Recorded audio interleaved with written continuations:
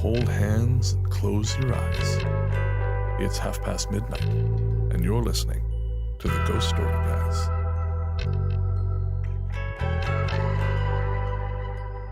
Welcome to the Ghost Story Guys. I'm Brennan Storr. I'm Ian Gibbs. This is the show where we talk about spooks, specters, and all the other things watching us from the shadows beyond the campfire.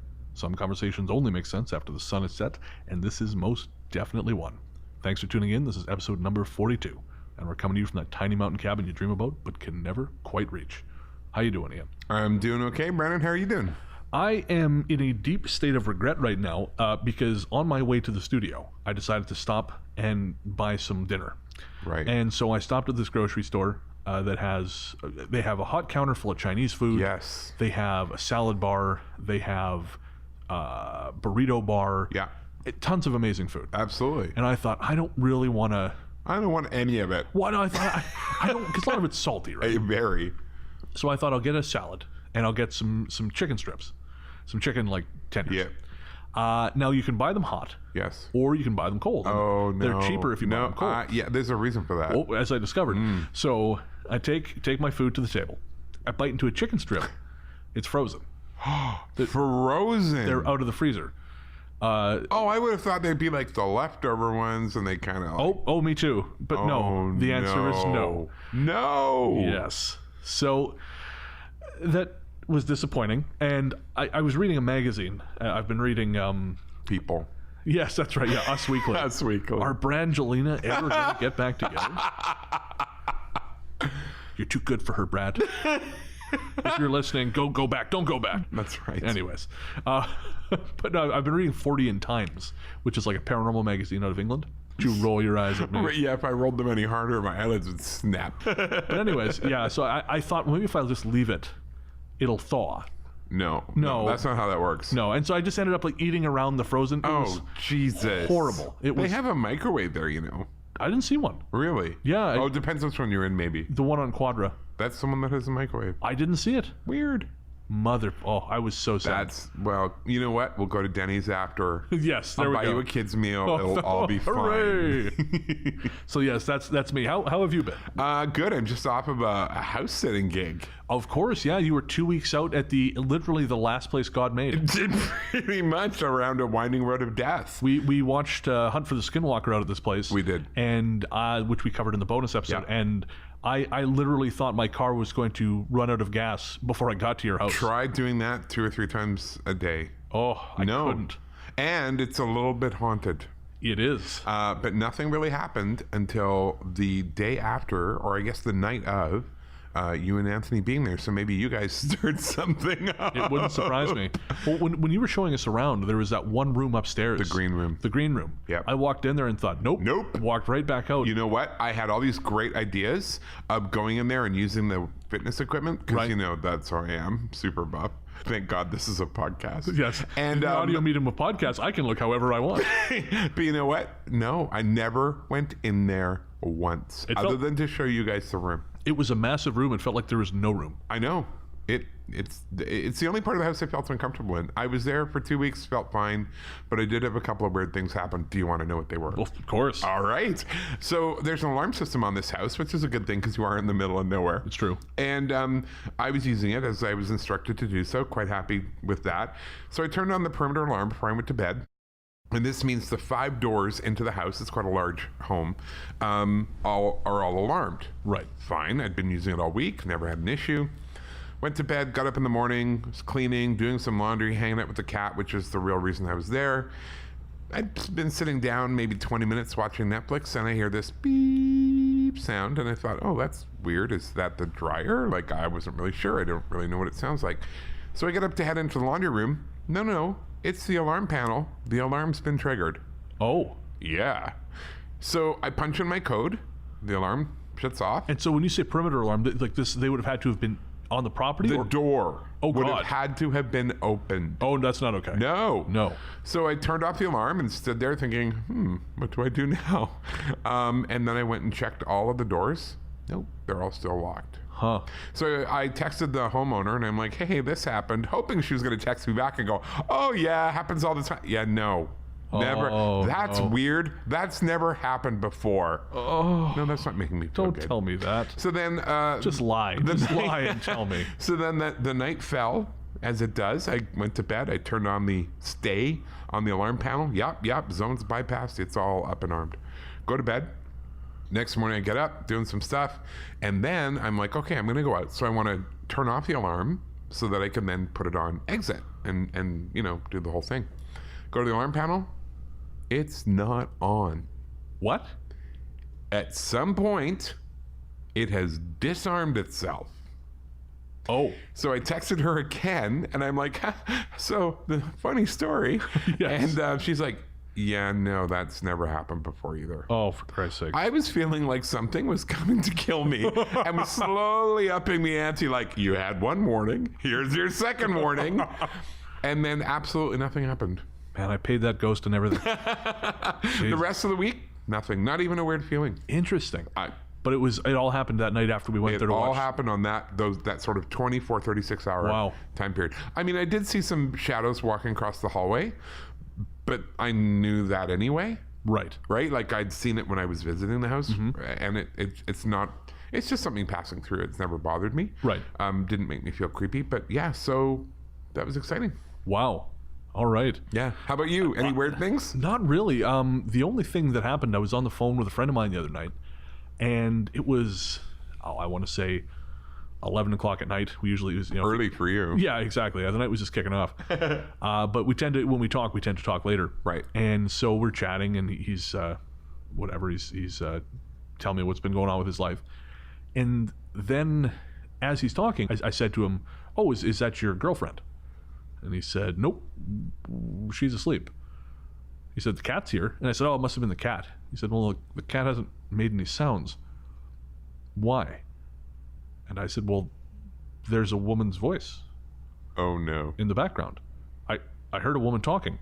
Oh, no. What's funny is a little bit earlier, there was a knocking in his house. Right. And he just thought it was the house settling. Oh. But he said it normally doesn't make that noise. No. But he just wrote it because it's an old house. Yeah. He wrote it off to that. Yeah. But then I heard this woman's voice, and the only thing I could make out was the word maybe sweetie. Right. I sort of thought it was his girlfriend talking to the dog. Yeah. But no. And so that was strange. Oh, no. This poor guy. Oh, yeah.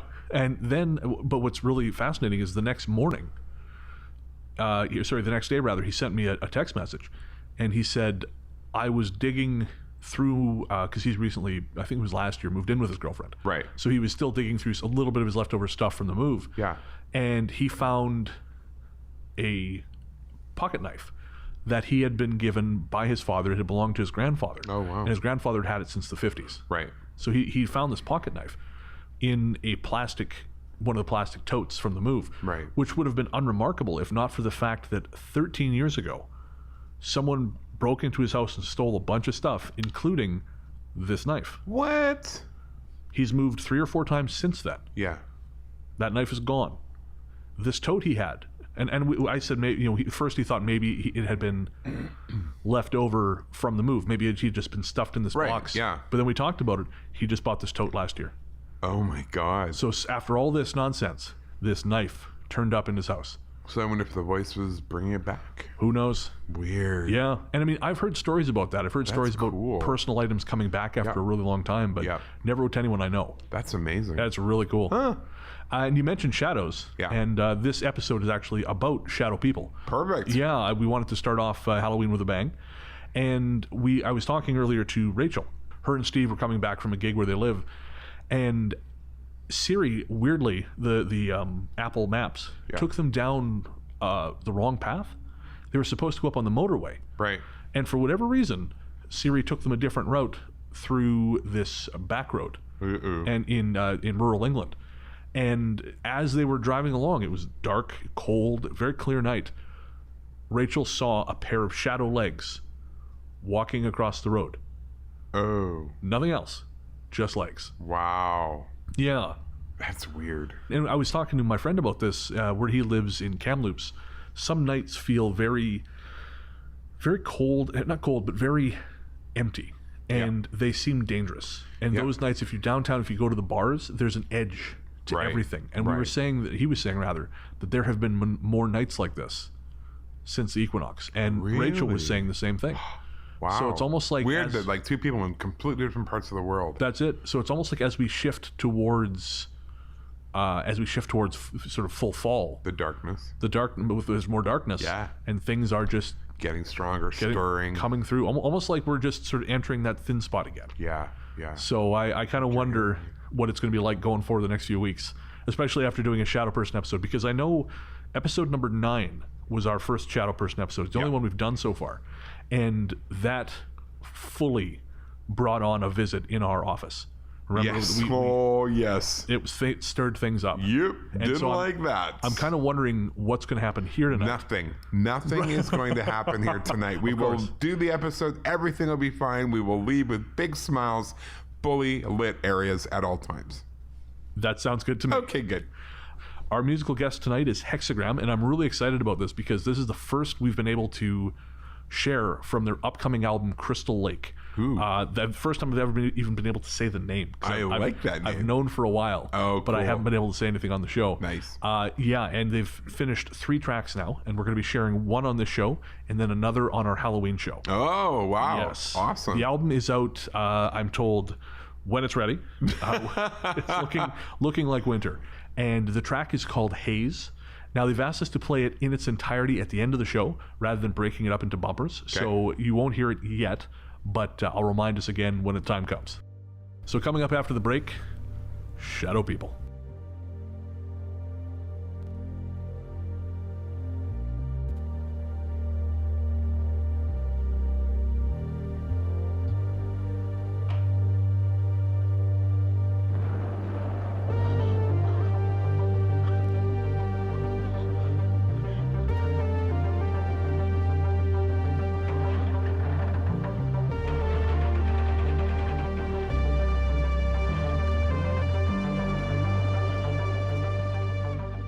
Welcome back. As we said before the break, this episode we're going to be talking about Shadow People. And Shadow People is one of the few paranormal topics that really can get under my skin. Oh, like in a creepy way? Yeah, and I think that's because I've seen them. Yeah. Because I've been touched by them only Yeah. the once, but Yeah. that marked me. But I get what you're saying. If you've had a brush with these things, you don't. Oh, yeah. You can't laugh it off. Well, I mean, I think I told you recently I did that interview for Revved Quarterly. Right. And Pete asked, the editor, he asked me, why do you believe? Like, what changed Right, your point right. of view? And I said, well, when you wake up to find in the daytime, to find a shadow looming over your bed, and then it falls on you, touches you, and you feel electricity throughout your entire body. Right. And prior to that, you'd seen the shadow out in the daytime when you were not in bed. Right. And it appeared to act intelligently. You can no longer maintain this totally rational mindset. Right. Because saying none of that stuff is real doesn't hold up when you know goddamn well it's there. Yeah, and you've had your own experience with it. Exactly. Yeah. So it just gets me. Yeah. And because I don't think they all have to be negative. No. And as we've covered a little bit on the show, and we're going to be talking more later, we're seeing more and more of these stories where shadows are sometimes almost as surprised as you are. Yes. To see It's you. like, oh, Yeah. hello. Or they're more interesting to me are the ones where they appear to be looking for something. Yeah. And I always wondered why that is, and we'll have a few more of those later. Before the break, I said that I was talking to a friend of mine, and he was saying that his coworker at the job he just left is sort of an older fella Right. who believes a lot of fringe stuff. Right. One of the things that he has personally experienced is shadow people, and he said he sees them moving through his apartment fairly regularly. That's not cool. No, but they seem to be unaware of him. Oh, okay. So we have experience with this in Helmkin Alley here in Victoria. Really? Helmkin Alley used to be a major thoroughfare from Bastion Square out to the rest of the fort. Right.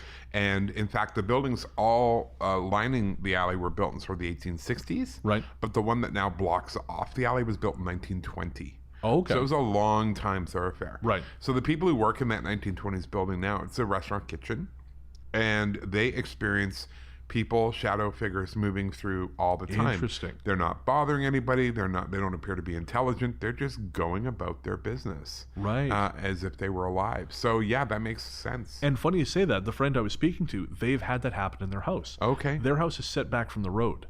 And we believe that, because the house is, I believe, 100 years old. Right. whereas the other houses around it are about 30, 40 years old. So we believe that previously the road was in a different place. Oh. And one night he was sitting there with his girlfriend, and she is quite sensitive. And they were talking, and she saw a shadow of a man walk from one side of the area that used to be a sidewalk to the other. Wow. Just from one wall to the other through. Interesting. So it's almost like in some of these cases, they are not entities. No. It's almost like another time is bleeding through. Yeah. Which is it's just a fascinating, it had never occurred to me. Is it another time bleeding through, or is it just an energy memory? Oh, maybe. I mean, there are some people who think that we exist, that time as we consider it doesn't really happen. Right. Like, did you see Interstellar I think I did. with Matthew McConaughey? Shockingly. Yes! Yeah. The fact that Matthew McConaughey was the smartest man in the universe was enough of a stretch for reality for me. That's all I can think about. Near the end of the movie, I'm like, oh, come on. I love that movie. I still get a little misty when I listen to the soundtrack. All I can hear in my head is, all right, all right, all right. That's all I can hear. Anyways, at the end of the film, he enters the Tesseract, Yeah. which allows him to experience time as another dimension. Right, He yeah. can travel across time as we would across a room. Right. And it's, some people think that all moments exist as one. Right. And so if that is the case, then it's not impossible that rather than being an energy memory, we're actually just seeing another, like another moment that's come too close to ours. Yeah, it just sort of bleeds through. Yeah. Yeah. I mean, obviously we don't know what's right or not, but So then what is it with the shadow people who are intelligent and interactive? that is another question entirely. Yeah. I mean, we have ghosts that are like that. Yep. People see spirits like that all the time, and they fall into different categories. So why not shadow people? Yeah, and well, on that subject, I actually found some stories about. Before we get to the stories that the guys found, Right. I found some stories about intelligent shadow people from kind of an unlikely source, actually. Have you ever heard of the band Slipknot? Yes. Okay, I am shocked. I know. Legitimately I shocked. see the shirts all the time. Oh, I was going to say, do you Am I a huge fan of that? No. routinely yell at them to get off your lawn? Yeah. I would if they parked their filthy van on my lawn. Because they're traveling around in a van. They are millionaires. I don't think they need the help. Van. Okay, Van. Yeah, Slipknot, I'm not a huge fan. That said, their second album, Iowa, is incredible. All right. Oh, man. As far as metal records go, I mean, it took me a while to warm up to it. I wasn't really into it when it came out. But I've recently listened to it, and it's a monster. I feel like still not rushing out to no, buy it. I don't think you'd enjoy it, but it's a fantastic metal record. Cool. Anyways, the lead singer of Slipknot, Corey Taylor, has written a couple books, and one of them is called A Funny Thing Happened on the Way to Heaven. And it's his diary of his paranormal experiences. Oh, cool. Of course, they recorded their third album, The Subliminal Verses, Right. in what's called The Mansion. And it's Rick Rubin's mansion in Laurel Canyon. Why does that name ring a bell? Rick Rubin? Oh, he's a huge rock producer. Oh, okay. Yeah, he produced Johnny Cash's American Recordings Right. albums. Right. He's been around forever. Big deal. Yeah. So they recorded in that mansion. That mansion, I believe, used to belong to Harry Houdini, and is famously haunted. Really? It's a recording studio, like a living space / recording studio. Very cool. So he just goes through his paranormal experiences, and there was one particularly. There's two that I picked out of the book to share, but one I found really unnerving, and it's comes from when he was a teenager living back in Iowa. Right. They were in a town called Indianola, which I think is one of those little kind of dot on the map type places. I don't know, but I suspect it's not a big place.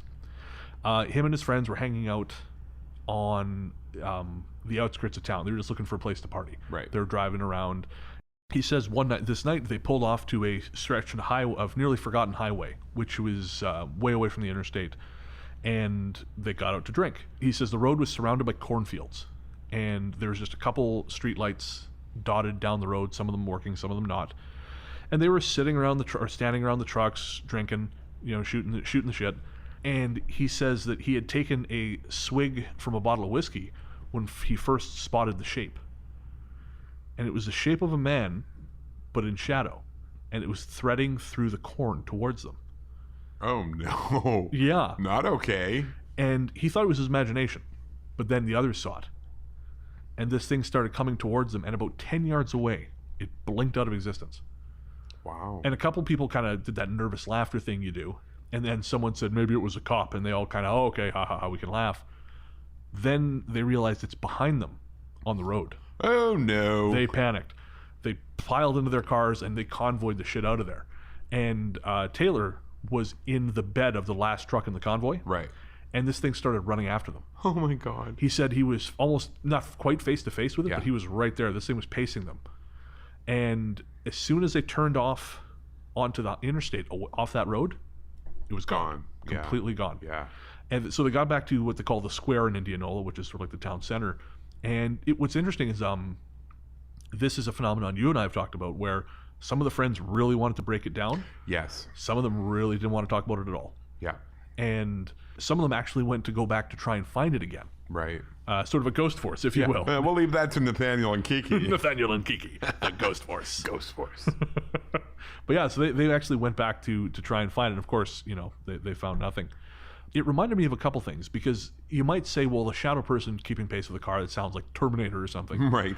But I know Shannon LeGros from Into the Fray, her very first, actually I believe her only paranormal experience, or her first paranormal experience at least, involved shadow people running at top speed as she drove along, I believe, on a quad. Really? Yeah, I think it was 2 or 3 shadow people, and all she saw was, I think she saw the upper, I could be, Shannon, you can correct me on this, but I believe all she saw was the upper bodies, but they were pacing Wow. her. And not like they were necessarily after her. No, but they were running the same speed. And then I know Brett Swanser, who writes for Mysterious Universe, he talks about falling asleep in his car on a stretch of road in the desert, being woken up by some guy pounding on his window, saying, "Let me in." And Swanser's thought, nope. Because there was like was there a truck behind him? I can't remember if there was a truck behind him, but this guy wanted into his car. And he said, nope. So he starts driving away. This guy starts running alongside him, pounding on his door. Let me in. Let me in. Let me in. He's hitting highway speeds. This guy's still there, pounding on his door. Not okay. No. So though it might seem like a silly image at first, Right. it's not. There is precedent for this. Yeah, I was going to say it's precedent. So there is that. And then This is why I only sleep in hotels. Yeah, I'm with you, man. Not on the side of the road, not in abandoned parking lots, not near abandoned cemeteries. No, I really don't want to see anything. No. I really don't. Well, Luke put up, he sent us a meme to put up on the Instagram page. Someone, I think it was from Tumblr, but he said, you know how in video games, if you try and sleep, I saw that. and it says you cannot sleep, there are monsters nearby. And you can't sleep until you're somewhere safe. you're safe. And the person said, now think about the last time you couldn't sleep, no matter what you tried. Fuck. That is not helpful. As someone who's been struggling to sleep lately, Luke, you suck. That's all I'm going to say. I've had those nights where I always read before bed, Yep. and I always get sleepy, and then I go to sleep, maybe about half hour. Yep. I have had nights where I have read until 3:30 in the morning.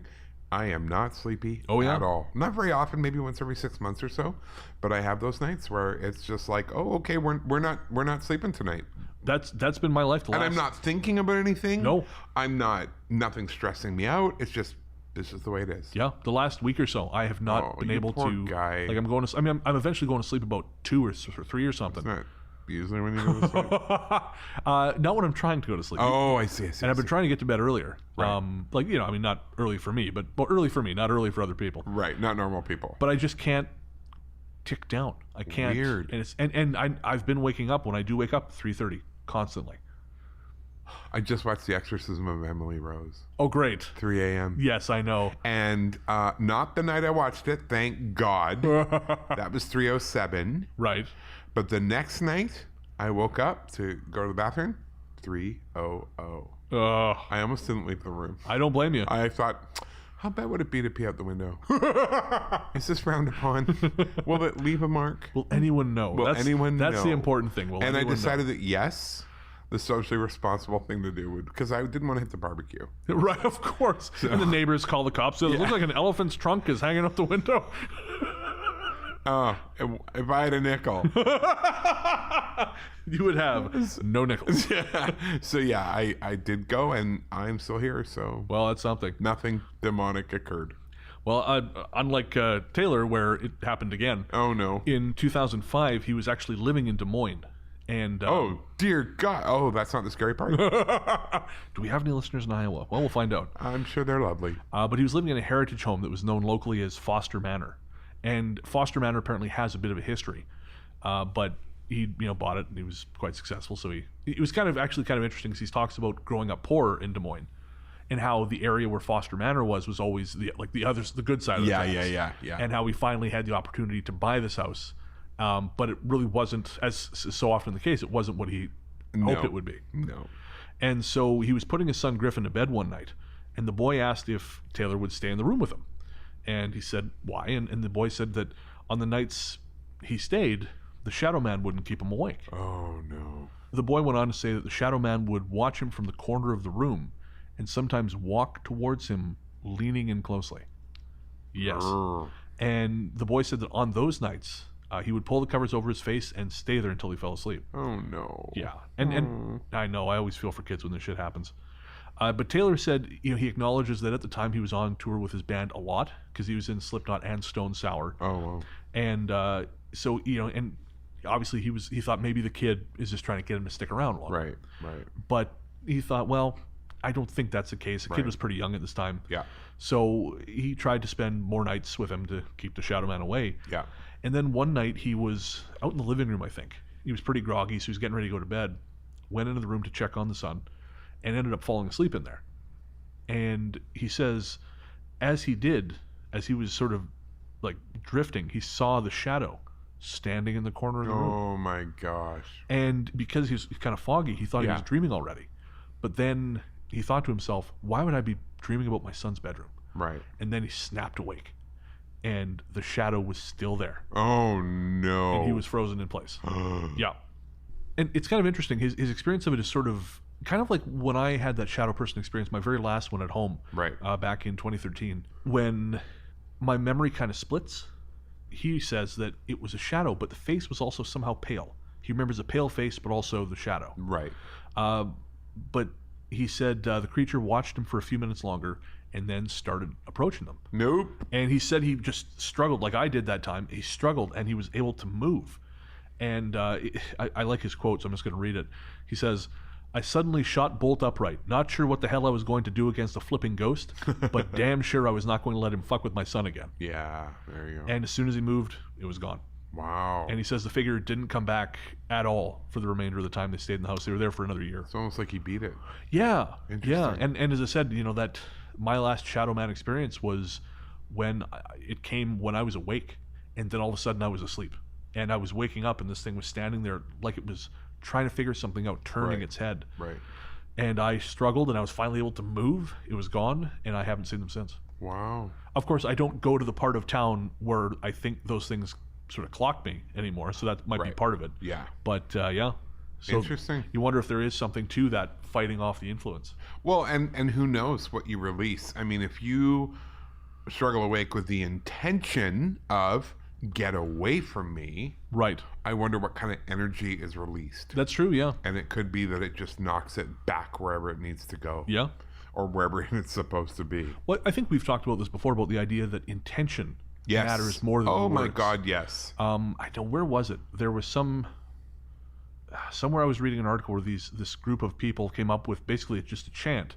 And it was something like "fuck off, ghost." Yeah. It was not, there was nothing mystical about it, but because there was so much intention and energy, like conscious energy behind it, it works. I truly believe that, and I think that's why all the religions in the world have their own ways of dealing with ghosts, right? And that's why they all work. Right, because you believe. Exactly. Belief is so the key. If you have a powerful Olive Garden breadstick and you wave that thing around with the intention Specto Patronum that it's going to do something, right? It will. Yeah, I have no problem believing that at all. I would hurl a cheesy Red Lobster biscuit at it. You wouldn't give one of those up if you could. You're right. No. Not a chance. Okay, an empty lobster shell. There we go. There we go. Right. The power of crustacea compels you. Take that with a side of butter, bitch. I feel like I'm going to put that on your tombstone. That can be the Ghost Force catchphrase. Yes. Take that with a side of butter, bitch. Said Kiki. Ooh, I like that. Kiki sang it. Kiki sang it. Kiki sang I like it. Oh, God. Oh, if anybody wants to do an artist rendering of Kiki and Nathaniel, I would be so down for that. I still got to post those cheese demon pictures everyone gave us. I haven't done that yet. Oh, that was fun. That was fun. I fun. don't know where I thought I'd cheese demon. Nope. I got to put those up. I got a fucked up mind. No argument here. All right, well, let's get to our stories proper.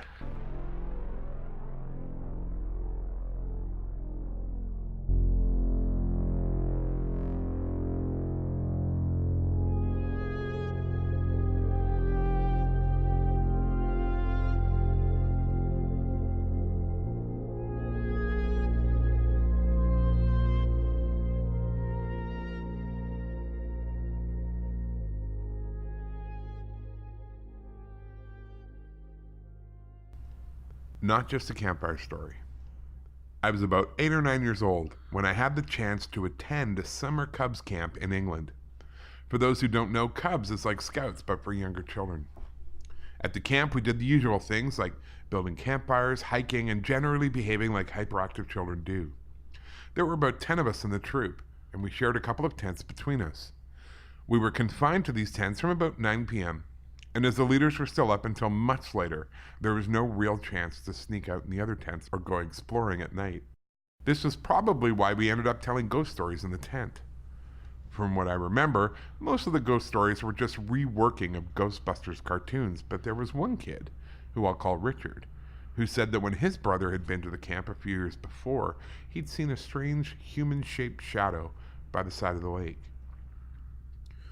For some reason, this story seemed a bit more believable than the others, but it certainly didn't stop me getting a good night's sleep. A couple of days later, the leader surprised us with a late-night expedition, which after a walk of a couple of miles led us to a campfire next to a lake. We had a great time. We ate hot dogs and drinking pop before sitting down around the campfire while packing our bags in preparation for the walk back to camp. A couple of kids and one of the leaders had walked off to the edge of the lake, as it was a clear night to enjoy the view. I was asked to go and tell them that it was time for us to leave.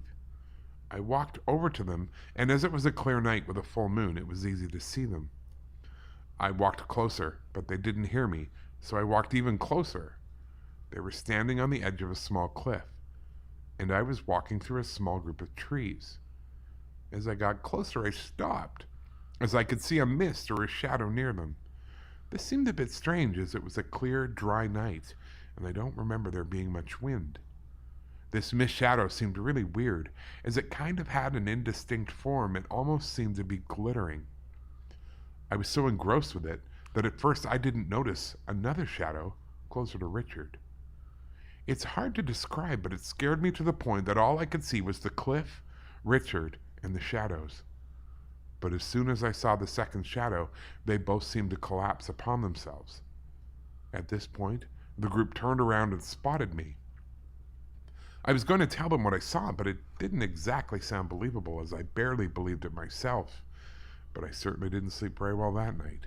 No, and neither would I. No. And since that's actually the second time we've read that story, because turns out we weren't recording the first time, we're just going to go right on to the next one. Gem in the Shadow. One night not long ago, a friend of mine who lives in Queens asked me to dog sit their big old pit bull Gem. Gem is a big, strong dog, but she's a sweetheart and rarely barks. On the night in question, I was sitting in front of the television in my friend's third-floor apartment, eating popcorn as Gem snoozed next to me. The front door was next to the television, and all the doors and windows were locked. Suddenly, Gem jumped up and started growling, then ran around the corner into the kitchen. Of course, I followed her to see what was the matter, and once I entered the kitchen, I saw it. A shadow person stood there, 6 feet tall, wispy at the edges, and just transparent enough I could see the counter behind it. It stood there looking at Gem, who had her hackles up, and was growling and barking at the thing. I gasped, and as I did, the shadow figure turned to look back at me. Then a strange thing happened. It took a step back, almost like it was surprised. And at the top of my voice, I told the creature it was not welcome and should leave immediately, and it just walked away through a wall.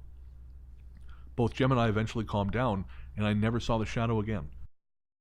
And yeah, that's the first one of the stories we'll have tonight where the shadow seems to be surprised by you. Right. As much as you are surprised by it. Right. Which, I kind of wonder if it lends some credence to the idea that there's some poor bastard in another part of the time sphere, you know, another face of the diamond, who thought there's some son of a bitch haunting his house. Well, and I wonder what they see. Yeah, that's it. Do they also see a shadow? It's a bit like that movie, The Others. Oh, yeah. Right? That's great movie. That movie and Sixth Sense. Right. Were the two ghosty movies that made absolutely the most sense to me. Oh, yeah. In terms of being as close to reality as you're going to get. Right. Absolutely. They didn't make it weirder. They didn't, make it more spooky. Nothing. It was just it really resounded with me. Have you seen The Shadow Man? My family moved into a new house in Nagoya, Japan. The first week was all chaos, as we were still unpacking boxes, rearranging furniture, things like that. On the first floor, there was a long hallway that led from the front door to the kitchen. One afternoon, as I was walking down the hallway, I felt a sudden urge to turn and look behind me. I was startled to see a tall man in the shape of a featureless black shadow moving down the hallway close behind me. As he moved along the hallway, he seemed to radiate a small aura of darkness around him, casting a shadow in all directions, blotting out the light on the floor, the walls, and the ceiling in a murky circle all the way around as he moved along the passageway. I stepped into a doorway and watched him hurry past me until he disappeared out of sight at the other end of the hallway. I really didn't know what to think about what I'd seen, but it wasn't the first time I'd encountered a ghostly presence, and I didn't get any really bad feeling from the Shadow Man, so I chose to ignore it. Maybe I was just too tired from moving, and I was seeing things that weren't there. The next day I was resting on the sofa on the second floor with my wife after a hard day of unpacking. Out of the blue, she turned to me and said, "Have you seen the Shadow Man?" Then she told me she had seen him walking along the hallway downstairs. I told her that I had seen the same guy in the same place earlier that same day. After discussing it a while, we had decided that neither of us had sensed anything malignant about the Shadow Man, so we just decided to let things be. 2 days later, I was climbing up the stairs to the second floor when I met the Shadow Man coming down the stairs towards me. This time he seemed very aware of my presence as he halted and stood still in front of me. Even though I couldn't make out any features on his face, I could feel a sense of shock and fear coming from him. He turned and fled up the stairs, moving away from me as fast as he could. We've been in the house for 3 years since then, and no one has encountered the Shadow Man again.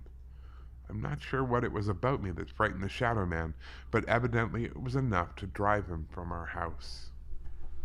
Again, I think this is just another case of some poor bastard who's got his house haunted, and he's haunted by you.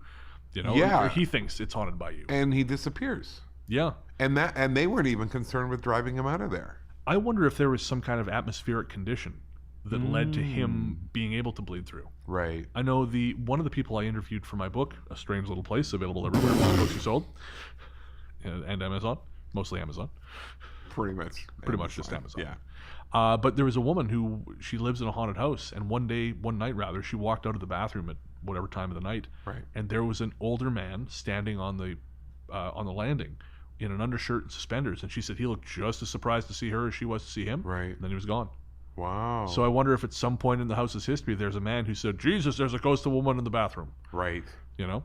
It's interesting to kind of play with that concept a bit, that we're the ghosts. Yeah.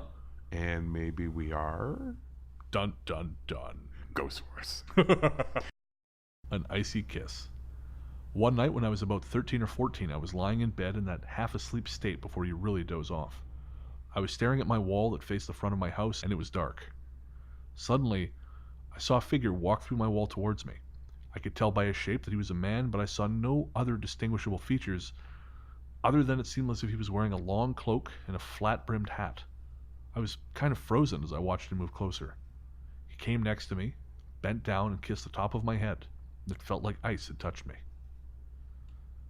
That snapped me out of my stupor, and I sat up. The man was gone, but the top of my head was cold to the touch. What makes this even creepier is that I found out that my mom and her sister had an encounter with the same entity. They both saw this hat man standing at their bedroom door, which was usually shut and locked. I've since researched the hat man on the internet, and it seems like most people who see him feel threatened. But we were not. And I wonder why. I just had a thought. What if the reason we see these people as shadows is because we're not allowed, for whatever reason, to see them in their form? And what if it's not a hat? What if you're seeing someone's energy body? And what if, because so much of your energy is concentrated in your head, there's a halo effect? Well, like that Japanese story. Yeah. They said there was like an aura. Yeah. So I'm wondering if for some people it is more present. And we were interpreting it wrong. Yeah, we see it as a hat, but it's actually like a halo. Then I wonder if animals can see the real thing. I wonder. Interesting. I like that theory. I'm going with that. Works for me. All right. I'm a genius. Yes. That's the word I use all the time when describing you. I expect nothing less. Or giving interviews to the police. I was with you all night. But not like that. Sweet Jesus, no. The author of Misery When I was around 12, my parents moved my bedroom to the basement. Oh no, this is a bad start. Yeah, that's never a good way to start. I slept in the basement too, I understand. My parents moved my bedroom to the basement, and right away the nightmares started. Horrible, colorful, detailed, and always about the other bedroom in the basement. Those dreams were ruled over by monstrous creatures, and I was far too young to have come up with on my own. Certainly nothing I'd ever seen before. When I had a nightmare, I would have to run past that room to get out of the basement and up to the couch in the living room. Every time it felt like something was chasing me, and it only got worse, until, as a teenager, I started refusing to sleep in my room. I was much happier sleeping on the couch. All this was years ago, but in the years since, I've never liked my mother's house. A year and a half ago, my grown daughter went over there to clean, and when she got back, she said that she'd seen something in the kitchen. At the time, I chalked it up to her knowing about my own feelings towards the house, and didn't even ask her to describe what she saw. Well, it seems kind of self-centered. Yeah. A few months later, we lost our house and had to move into my mom's home for a while. My parents moved in with my sister so we could have the house to ourselves. Anyway. Yeah, I chose the story for a reason. Oh, it's enraging me. Yeah. You kick your mom out of her own house? Yeah. Okay. After losing my house, I then lost my vehicle. Believe it or not, that hurt me worse than losing the house. And I cried for 2 weeks straight. It truly was the worst time of my life. And it was then, at my worst, that I saw him. It was daytime, and I was walking out to the deck in the backyard. To get there, you have to go through a hallway that also leads to the basement and the garage. And as I opened the door into that hallway, I saw something coming out of the corner of my eye. So I turned to look straight on. And what I saw looked like the shadow of a man wearing a large, wide-brimmed hat. He was walking slowly up the stairs towards me with his head down. I believe his head was down to hide his eyes. I couldn't believe what I saw, and out of fear opened up the next door and stepped into the garage, shutting the door behind me. I turned to see if the man was still there, and sure enough, the dark form kept walking past the window, his shadow blocking out my reflection. He walked right through the wall in the direction of the backyard. I saw him in detail, from the torso up, but don't remember seeing his legs for some reason. He wore a large brimmed hat, a long trench coat, and again, the hidden face. I then remembered my daughter telling me that she'd seen something too. So when she got home from school, I asked her about it, not letting on about my own experience from earlier. She described exactly the same being. I did see him one other time while staying at Mom's. It was dusk, just dark enough to create a shadow. I was sitting in the car in the driveway. Oh, got your car back, yay. When I saw a tall shadow on the side of the house. I assumed at first that it was someone walking by, but then I realized that a person could not have made such a tall shadow. So I jumped up out of the car to see if anyone else was there, but nobody was. And this is at the very end of a cul-de-sac. I believe the Hat Man is trying to make life so stressful that I either lose my faith, go insane, or both. And from all the research I've done, no one knows how to get rid of him. I can't take much more. I'm tough, but everyone has their breaking point. I don't like this person. No, I kept that story because I think it's important to acknowledge that we are responsible for our own decisions and our own misery. Right. Sure, do I think these things can make us worse? Yeah, absolutely.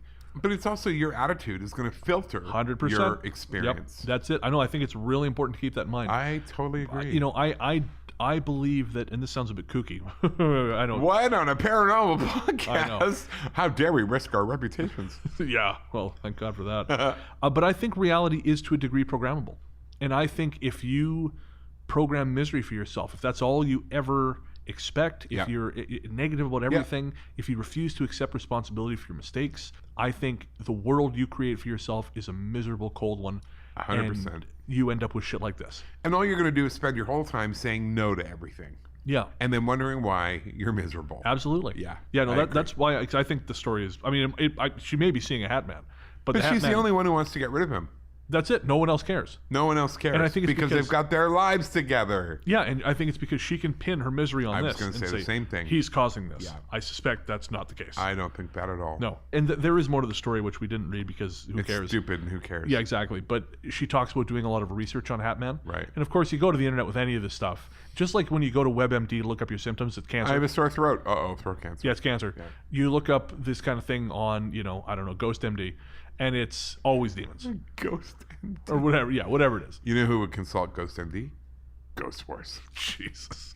But yeah, so I just think she sort of started catering her expectations to meet this idea of something scary and frightening. 100%. And that's how she folded it into her life. Exactly. Yeah. Sharing space.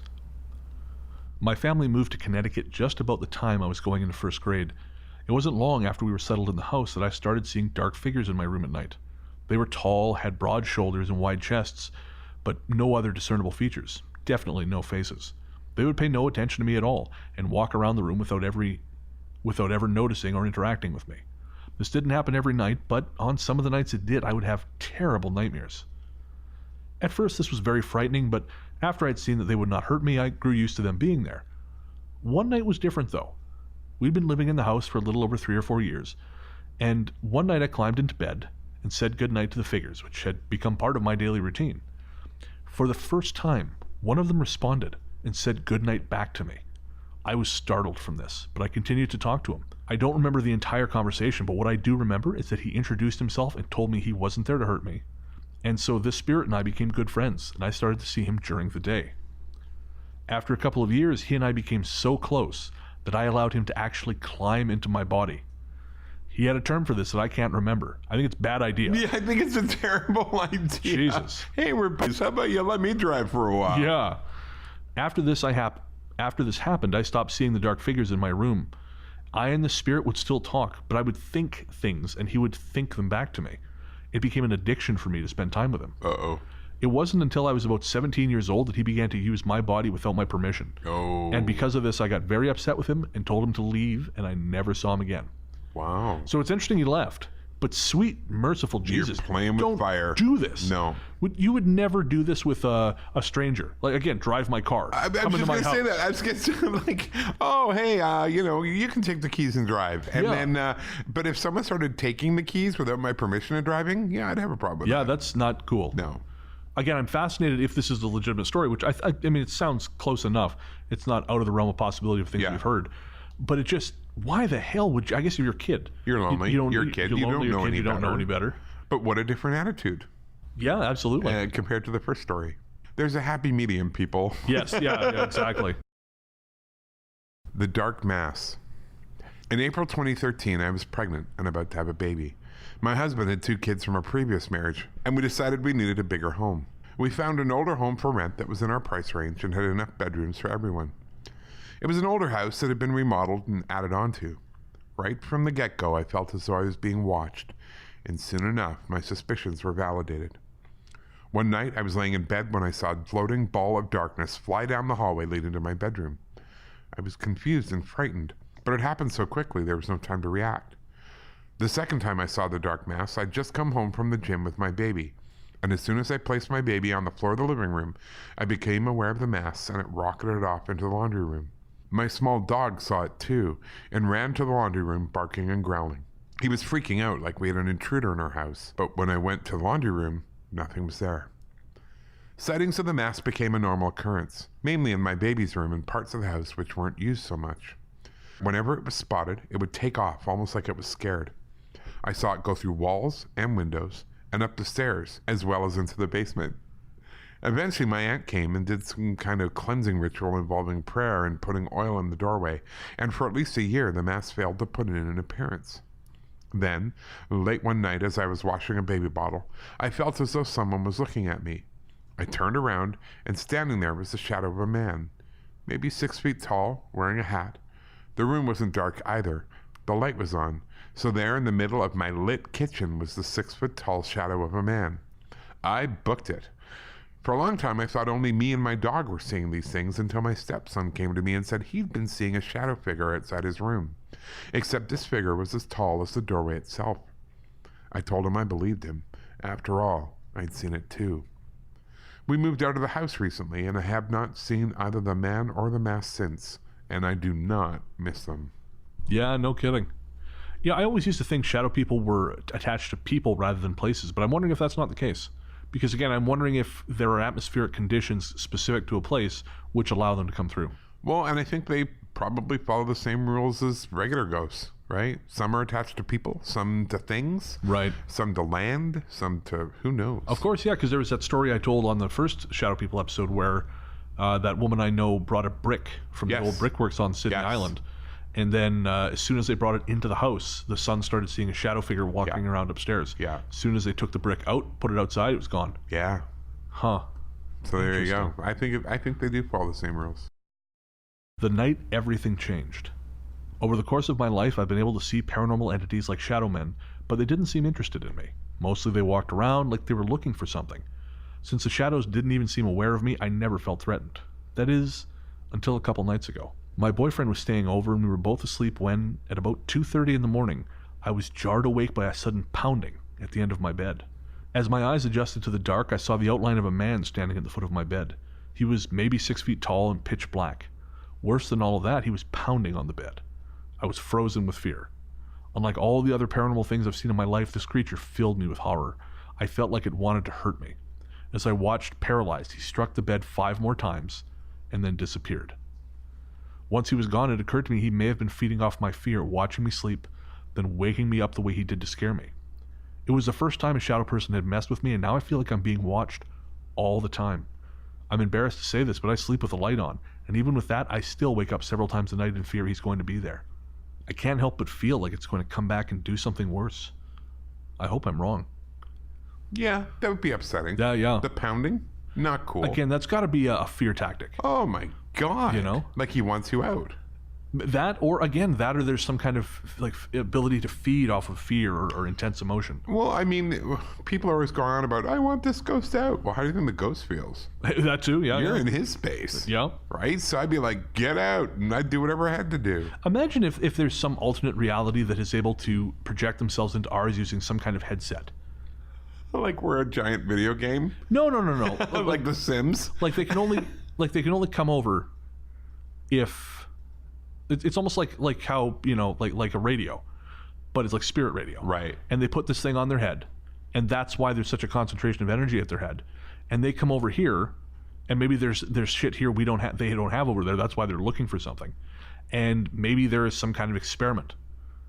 Some kind of fucking with people produces some kind of measurable effect. Like in Monsters, Inc. Yeah, kind of like that. Yeah. But way less cute. Less cute. Yeah, who knows, right? The mailbox. My parents live in a cul-de-sac in southern Alabama, not far from a cemetery. Outside their house, I've seen a tall, opaque, obviously intelligent shadow person who never leaves that general area.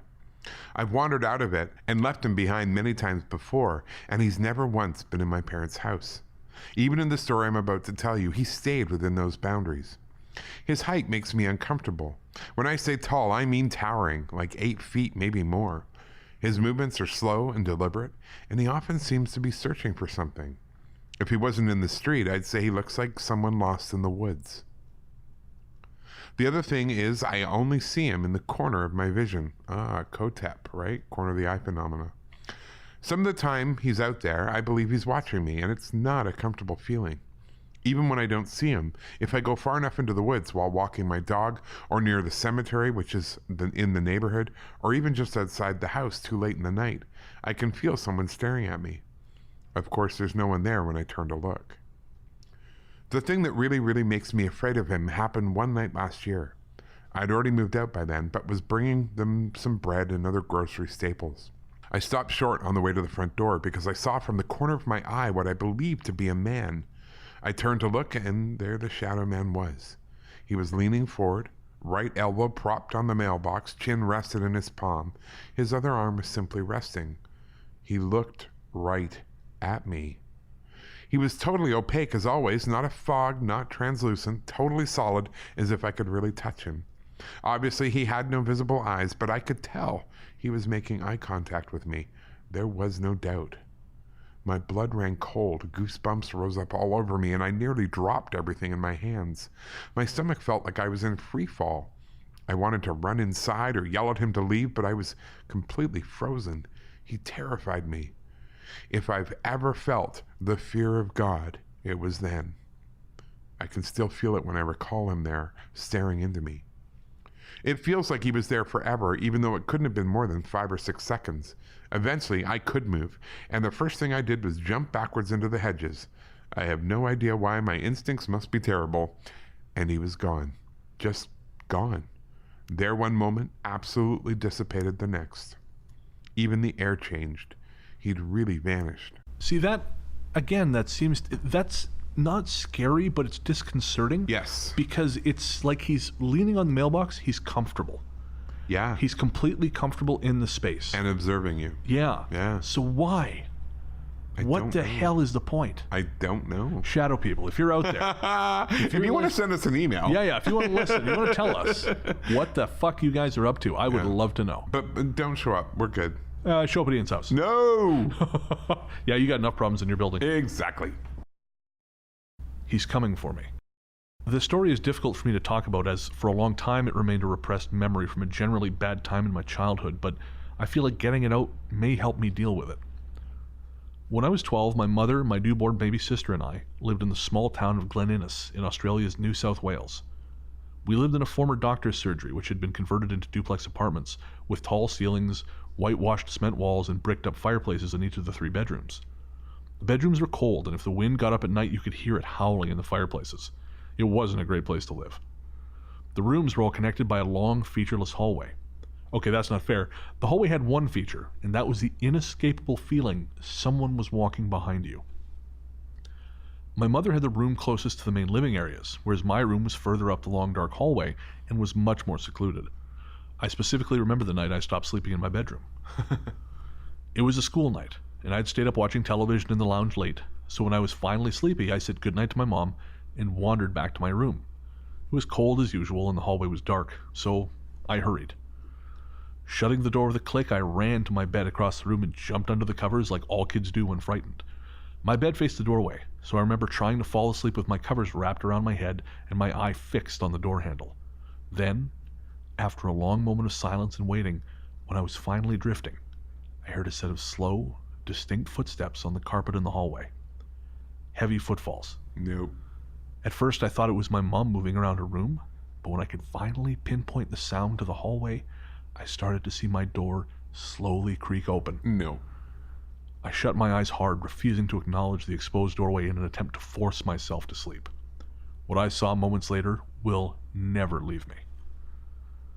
A tall, thin shadow man stood a foot before my doorway. When I opened my eyes, my heart stopped, my whole body went cold, and I was paralyzed with fear. A tall, thin shadow man stood a foot before my doorway. Its arms were long and the fingers were sharp. I couldn't see eyes, but I felt it stare. As it came closer to my bed, its feet dragged on the carpet and its body swayed from side to side. By that point, I was in tears, thinking it had come to take me. It had come to drag me from my bed and into the darkness, and I was never going to see my mom again. I blacked out before I reached my bed, and I don't remember anything else from that night. I woke to the door wide open in the morning, and I ran out of that room and slept on the couch every night since. I didn't tell my mom. I was too nervous to sleep with her because she shared a bed with my baby sister, so I began to develop an anxiety disorder, which resulted in me wetting myself in my sleep every night. The second experience happened in the lounge. Whatever it was, it seemed, was following me room to room. I refused to sleep without the TV on during the night, and I would have all the doors closed and fall asleep watching the doorway to the kitchen anxiously. I never trusted the dark. On this night, after lightly drifting to sleep, I woke up to the sound of the TV being switched off. The hair on the back of my neck stood on end, and the air was freezing. I nervously scanned the dark room until I faced the corner closest to me on the right. It was standing in the corner, a tall, dark figure. I didn't know what to do, but I felt like I was in fight or flight, and being a timid 12-year-old girl, I don't think I had much fight in me. I was frozen with fear, and for a long moment, waiting for movement, waiting for it to give some sign of life so I could make a break. But it just watched me, and I watched it, hoping it would just dissolve into the wall so I could brush it off as my eyes playing tricks in the dark. Then I heard it. A hiss. It leaned forward slightly and stomped its foot hard on the carpet and began a long, deep hiss. No. And at that point, I jumped back and ran for my mother's bedroom, where I cried loudly and screamed that it was going to get me. I never saw it directly since, only quick movements out of the corner of my eye. My mother finally let me sleep with her until we moved away from that place a month later. I revisited these memories on my own. I went through old photos of my newborn sister, who's 12 now, and it shocked me at how vividly I remembered it all taking place. I spoke to my mother again about what happened, and she told me she had also experienced strange things in that house. Footsteps, cold spots, being watched, knocking on the doors and walls, and even one case where the corner end of her bed depressed during the night as though someone were sitting with her. Now that the memories have come back to me, I hope I can process whatever it is that happened and move on. Wow. That's horrifying. That is totally horrifying. Jesus. It's like it was hunting her. Yeah. Again, trying to produce a reaction or something. Yeah. I was talking to someone about this the other day, and I kind of wonder if there's sort of like a bestiary for that side of the world. Like we've got all these kinds of animals on our side. Who's to say they don't have the same? Yeah, true. And maybe they look different depending. But, again, ghosts are different. Yeah, fair enough. Like, we've got good ones, we got bad ones. So right. It stands to reason if these shadow people have sort of personalities behind them, they are going to be different. Oh, boy. Well, that's going to do it for Stories of Shadow People. Yeah, good. Thanks for listening. We're going to take a quick break and then come back with our patron shoutouts.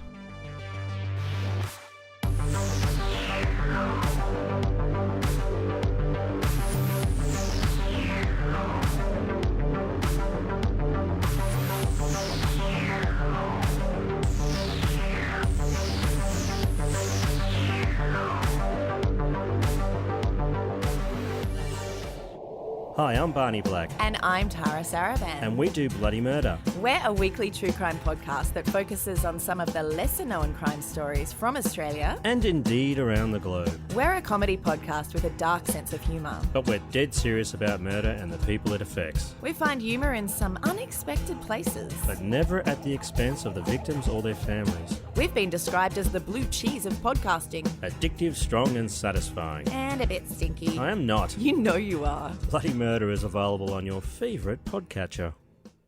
Welcome back. Thanks to our researchers Luke Greensmith and Anthony Germaine for their work on this episode. I don't envy all the shadow stories they had to go through. Late at night in a darkened room. Luke said he did at one point start having nightmares. Oh, no. Yes. And there was another point, too, in which he said it was like opening the Ark of the Covenant, but for stupid things. Because I love that. Yeah, there's so much alarmist nonsense Of course. on the subject. Of course. So now it's time for our patron shoutouts. Of course, we'd like to thank all our patrons. Absolutely. But we especially want to thank our new patrons. We'd like to thank Lisa Harrison, Catherine Holmes. Catherine, of course, one of the first people to buy a Ghost Story Guy shirt. That's right. Yep, she's been with us since the beginning. Patricia Castillo, Nicole Mata, and Beth Cruz. Thank you so much for your support, guys. Thank you. You help us keep the lights on here, help us keep the wagon train moving. The shadows stay back. Yes, exactly. Exactly. And if you'd like to become a patron, you can find us at patreon.com/ghoststoryguys. You can support us for as little as $1 an episode, but of course, if you choose a higher tier, there are more rewards. You get bonus material not available to other people. You get early access to the episode as much as a day, sometimes too early. And higher up, you get access to exclusive Instagram live events and all kinds of other stuff.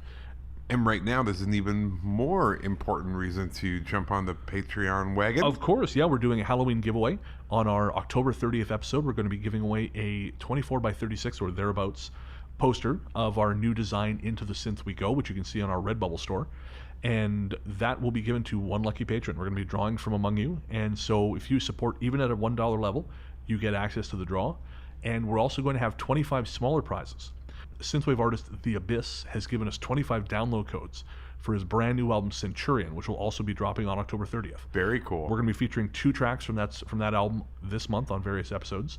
And so there are 26 prizes to win. Again, that's patreon.com/ghoststoryguys. We are almost out of time, so we're going to have to hurry through this. We're literally almost out of time. Not just on the episode, in the studio. In the studio. Thanks, as always, to Podzontommusic for our intro and outro music. You can find more of him at soundcloud.com/therealpodzontommusic. I'd like to thank our musical guest Hexagram for letting us use their track Haze. That will be the song you hear on the way out.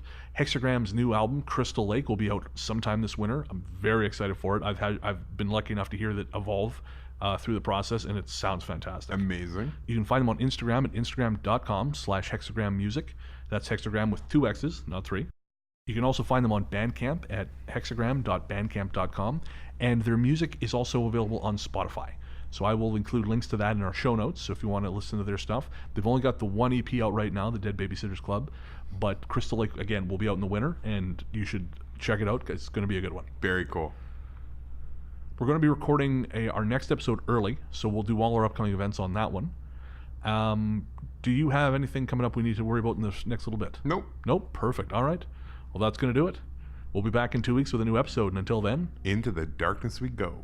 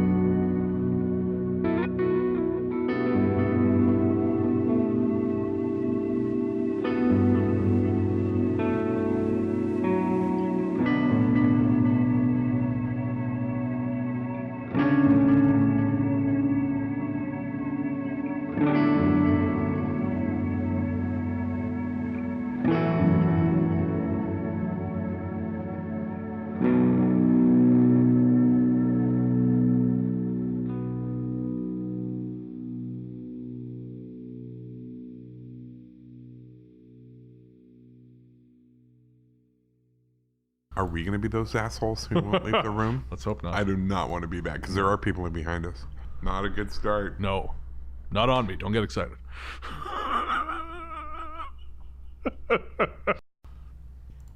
I'm ready. Are we recording now, Brennan? We are recording. Check. Check. Oh, man. It's not the first time, but Well, worse things could happen. Kiki and Nathaniel take on paradimensionalism. that sounds like a sex thing. No, it doesn't. Only to you. Disappointing. Our musical... Fuck. You threw me off. Sorry. Somehow it's your fault. Of course. Had turkey at Thanksgiving dinner. I had turkey. Turkey and pumpkin pie. How about you, Brennan? I was alone. I had a hungry man turkey dinner. Does that count? Right. Don't judge me. It's almost like other times are bleeding through. The fuck is that? Somebody did something. Sound like a drill.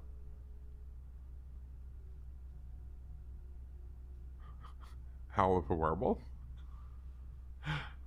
Oh. That's super annoying. Yeah. Anyways, we'll try and work around it.